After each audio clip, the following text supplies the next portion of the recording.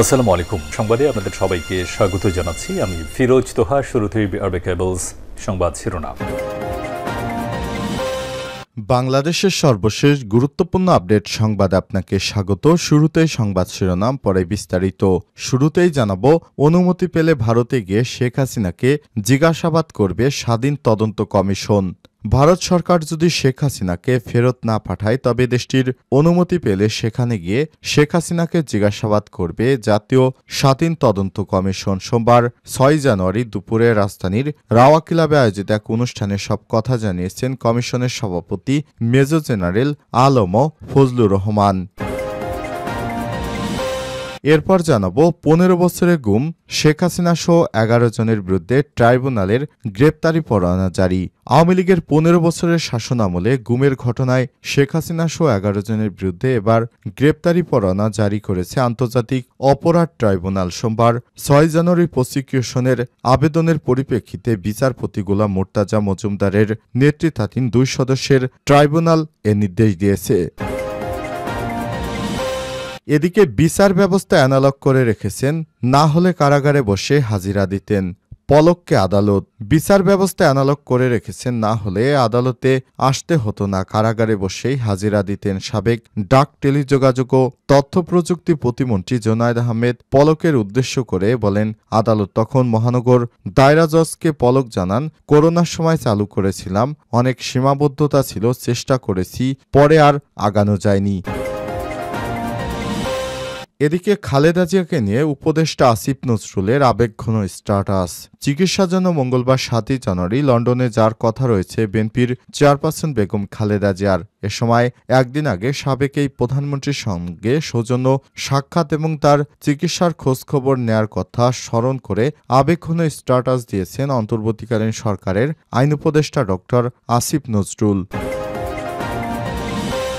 এবারে জানাবো, ডক্টর ইউনূসের ৩-০ তত্ত্ব বাস্তবায়নে ভূমিকা রাখবে সমবায় অধিদপ্তর, বললেন আসিফ মাহমুদ। বিশ্বব্যাপী আলোচিত এবং সমর্থিত প্রধান উপদেষ্টার ৩-০ তত্ত্ব এবং সামাজিক ব্যবসায় ধারণাটি বাস্তবায়নে সমবায় অধিদপ্তরের অগ্রণী ভূমিকা রাখবে বলে জানিয়েছেন অন্তর্বর্তীকালীন সরকারের স্থানীয় সরকার, পল্লী উন্নয়ন এবং সমবায় মন্ত্রণালয় ও যুব ও ক্রীড়া মন্ত্রণালয়ের উপদেষ্টা আসিফ মাহমুদ সজীব ভূঁইয়া।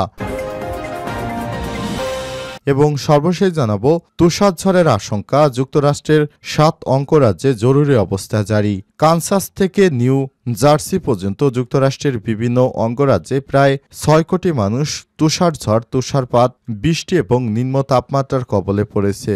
প্রতিকূল আবহাওয়ার কারণে এই সমস্যায় পড়েছে সবাই। এজন্য এখন পর্যন্ত ৭টি অঙ্গরাজ্যে জরুরি অবস্থা জারি করা হয়েছে। পাশাপাশি উড়োজাহাজ চলাচলও বন্ধ রয়েছে। প্রিয় দর্শক, এতক্ষণ শুনছিলেন সংবাদ শিরোনাম, এবারে বিস্তারিত। তবে তার আগে বন্ধুরা, অনুরোধ থাকবে সংবাদটিতে একটি লাইক দিন।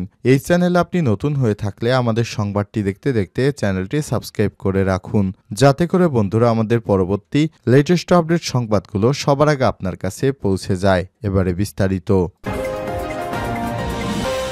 অনুমতি পেলে ভারতে গিয়ে শেখ হাসিনাকে জিজ্ঞাসাবাদ করবে স্বাধীন তদন্ত কমিশন। ভারত সরকার যদি শেখ হাসিনাকে ফেরত না পাঠায় তবে দেশটির অনুমতি পেলে সেখানে গিয়ে শেখ হাসিনাকে জিজ্ঞাসাবাদ করবে জাতীয় স্বাধীন তদন্ত কমিশন। সোমবার ৬ জানুয়ারি দুপুরে রাজধানীর রাওয়া ক্লাবে আয়োজিত এক অনুষ্ঠানে সব কথা জানিয়েছেন কমিশনের সভাপতি major general Alam Fazlur Rahman. BDR হত্যাযজ্ঞে শহীদ পরিবারের সদস্যদের সঙ্গে মতবিনিময় উপলক্ষে আয়োজিত এক অনুষ্ঠানে জাতীয় তদন্ত কমিশনের সভাপতি বলেন, বিদেশি দেশি সব মিলে বিডিআর হত্যাকাণ্ড ঘটিয়েছে। শুধু একথা বললেই হবে না, ভারত জড়িত বললেই হবে না, তার সপক্ষে প্রমাণ জারি করতে হবে। এ সময় ছোট বড় সব প্রমাণ গুরুত্ব দিয়ে দেখা হবে বলেও জানান তিনি। শেখ হাসিনাকে দেশে ফেরত আনা প্রসঙ্গে তিনি বলেছেন, ভারতে শেখ হাসিনাকে যদি ভারত থেকে ফিরিয়ে না আনা যায় বা ভারত যদি না পাঠায় তাহলে অনুমতি পেলে তদন্ত তদন্ত কমিশন ভারতীকে শেখ হাসিনাকে জিজ্ঞাসাবাদ করবে। কোনো সিকিউরিটি আর যানবাহন না দিলেও কাজ চালিয়ে যাওয়া যাবে। মেজর জেনারেল আলম ও বজলুর রহমান আরও বলেছেন, বিডিআর হত্যাকাণ্ড জাতীয় স্বাধীন তদন্ত কমিশন নিরপেক্ষ থাকবে। নিরপেক্ষ থেকেই সবার সহযোগিতা নিয়ে তদন্ত কাজ চালানো হবে। বিগত ১৬ বছরে বিডিআর হত্যাকাণ্ডের বহু প্রমাণ নষ্ট হয়ে গেছে। এখন যা হওয়ার তা খোলামেলাভাবে করতে হবে। ৩ মাসের মধ্যে বিডিআর হত্যাকাণ্ডের তদন্ত শেষ করার চেষ্টা করা হবে জানিয়ে তিনি বলেছেন, সময় বাড়ানোর কোনো ইচ্ছে নেই, তবে প্রয়োজন হলে সময় বাড়ানোর আবেদন করা হবে। কমিশন চায় সবাই যেন ন্যায় বিচার পায়। ১৫ বছরের গুম শেখ হাসিনা সহ ১১ জনের বিরুদ্ধে ট্রাইব্যুনালে গ্রেপ্তারি পরোয়ানা জারি। আওয়ামী লীগের ১৫ বছরের শাসন আমলে গুমের ঘটনায় শেখ হাসিনা সহ ১১ জনের বিরুদ্ধে এবার গ্রেপ্তারি পরোয়ানা জারি করেছে আন্তর্জাতিক অপরাধ ট্রাইব্যুনাল। সোমবার ৬ জানুয়ারি প্রসিকিউশনের আবেদনের পরিপ্রেক্ষিতে বিচারপতি গোলাম মোর্তজা মজুমদারের নেতৃত্বাধীন ২ সদস্যের ট্রাইব্যুনাল এ আদেশ দিয়েছে। গুমের ঘটনায় শেখ হাসিনা ছাড়াও গ্রেপ্তারি পরোয়ানা জারি হওয়ার মধ্যে আছেন সাবেক প্রতিরক্ষা বিষয়ক উপদেষ্টা অবসরপ্রাপ্ত মেজর জেনারেল তারিক আহমেদ সিদ্দিক ও পুলিশের সাবেক মহাপরিদর্শক আইজিপি বেনজির আহমেদ। বরখাস্তকৃত মেজর জেনারেল জিয়াউল হাসানের নাম রয়েছে। বিষয়ে ব্রিফিংয়ে ট্রাইব্যুনালের প্রসিকিউটর জানিয়েছেন, বিগত ১৫ বছরে গুম ও ক্রসফায়ারের মাধ্যমে বাংলাদেশে একটি ভয়ের সংস্কৃতি চালু হয়েছিল। হাজার হাজার মানুষকে সাদা পোশাকে কিংবা পোশাকধারী বিভিন্ন বাহিনী এসে তুলে নিয়ে যেত। এরপর তারা আর কোনোদিনই ফিরে আসতো না। অধিকাংশই ফিরে আসেনি। কেউ কেউ আসলেও তাদের সুনির্দিষ্ট কিছু মামলায় আটক দেখানো হয়েছে, আর কেউ স্বৈরশাসনের অবসানের পর আয়নাঘর থেকে বেরিয়ে এসেছে। বিচার ব্যবস্থা অ্যানালগ করে রেখেছেন, না হলে কারাগারে বসে হাজিরা দিতাম। আদালতে পলক।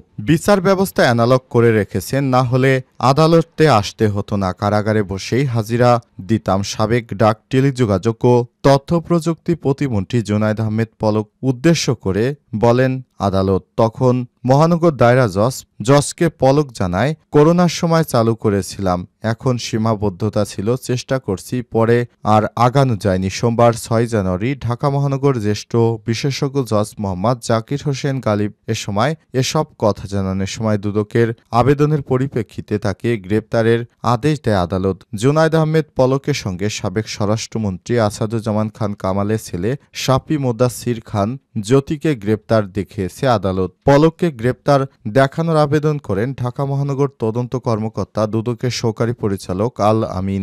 আবেদনে বলা হয়, জুনায়েদ আহমেদ পলক যাত্রাবাড়ি থানার এক মামলায় গ্রেপ্তার হয়ে জেল হাজতে আছেন। তিনি সমন্বিত জেলা কার্যালয় ঢাকা ১-এর মামলায় এজাহারভুক্ত আসামি, জেলা হাজতে থাকা এজাহার নামীয় এবং আসামিকে এই মামলায় গ্রেপ্তার দেখানোর আদেশ দেয়া প্রয়োজন। জ্যোতিকে গ্রেপ্তার দেখাতে আবেদন করেন কমিশনের সহকারী পরিচালক মোহাম্মদ আবুল কালাম আজাদ। আবেদনে বলা হয়, আসামি শাফি মোদাচ্ছির খান জ্যোতি, তার বাবা সাবেক স্বরাষ্ট্রমন্ত্রী আসাদুজ্জামান খান কামাল পরস্পর যোগসাজশে ১৯,89,78,৫০২ টাকা মূল্যের জ্ঞাত আয় বহির্ভূত সম্পদ অর্জন করেছেন। শাফি মোদাচ্ছির খান জ্যোতি যেসব সম্পদ নিজে ভোগ করছেন বা রাখছেন বা ব্যবসায়িক প্রতিষ্ঠান খুলে নিজে ওই প্রতিষ্ঠানের নামে ব্যবহৃত ব্যাংক হিসাবে মোট ৮৪,৭৭,৫৭,৫৭২ টাকা হস্তান্তর, রূপান্তর বা হস্তান্তরের মাধ্যমে সন্দেহভাজন অসংখ্য লেনদেন করেছেন। এর জন্য তাকে গ্রেপ্তার দেখানো হয়েছে। খালেদা জিয়াকে নিয়ে উপদেষ্টা আসিফ নজরুলের আবেগঘন স্ট্যাটাস। চিকিৎসার জন্য মঙ্গলবার ৭ জানুয়ারি লন্ডনে যার কথা রয়েছে বিএনপির চেয়ারপারসন বেগম খালেদা জিয়ার, আর এর একদিন আগে সাবেক এই প্রধানমন্ত্রীর সঙ্গে সৌজন্য সাক্ষাৎ ও তার চিকিৎসার খোঁজখবর নেয়ার কথা স্মরণ করে আবেগঘন স্ট্যাটাস দিয়েছেন অন্তর্বর্তীকালীন সরকারের আইন উপদেষ্টা ডক্টর আসিফ নজরুল। সোমবার ৬ জানুয়ারি দুপুর ১২টা ৮ মিনিটে সামাজিক যোগাযোগ মাধ্যম ফেসবুকের ভেরিফাইড অ্যাকাউন্টে দেয়া ওই স্ট্যাটাসে উপদেষ্টা আসিফ নজরুল লিখেছেন, চিকিৎসার জন্য নভেম্বরে বেগম খালেদা জিয়া বিদেশে যাওয়ার সম্ভাবনা ছিল। সেরকম একটা সময় আমি উনার সাথে সৌজন্যমূলক সাক্ষাৎ করতে যাই। একান্তে কথা হয়, কিছুক্ষণ ওনার বাসভবনে। বেগম জিয়া গণ অভ্যুত্থানে ছাত্র নেতৃত্বের প্রশংসা করেছেন এবং অন্তর্বর্তীকালীন সরকারের সাফল্য কামনা করেছেন। তিনি জানান, সবসময় তিনি খবর রাখেন দেশের। সেদিন স্মৃতিচারণ করে পোস্টে আসিফ নজরুল আরও লিখেছেন, আমি ওনার স্বাস্থ্যের কথা, হাসিনা শাসন আমলে দুঃসময় সময়ের কথা জানতে চাই। লক্ষ্য করে তিনি একবারও শেখ হাসিনার নাম নিচ্ছেন না। অবশেষে সরাসরি জানতে চাই, এত সাফার করলেন আপনি, শেখ হাসিনার উপর রাগ লাগেন আপনার? তিনি একটু নীরব থাকেন, এরপর কণ্ঠস্বর মিলান করে বলেন, রাগ করে কি করব বলেন, আল্লাহর কাছে বলি। আসিফ নজরুল আরও লিখেছেন, আমি অবাক হই, ১৫টা বছর শেখ হাসিনা কি জঘন্য, অশ্লীল, মিথ্যা ছাড়া নির্মম নির্যাতন করেছে বেগম জিয়ার প্রতি। একই সঙ্গে ওনার দলের হাজার হাজার নেতাকর্মীকে, অথচ একটা খারাপ শব্দ তিনি উচ্চারণ করেননি। বিএনপি চেয়ারপারসন এত ভালো মানুষ। পোস্টের শেষ অংশে অন্তর্বর্তীকালীন সরকারের এই আইন উপদেষ্টা লিখেছেন, আগামীকাল মঙ্গলবার বেগম জিয়া চিকিৎসার জন্য যাচ্ছেন লন্ডনে। আল্লাহর কাছে দোয়া করি তিনি যেন সম্পূর্ণ সুস্থ হয়ে আমাদের মাঝে আবার ফিরে আসেন, আবার যেন ভূমিকা রাখতে পারেন বাংলাদেশের গণতন্ত্র আর অগ্রগতি বিনির্মাণে।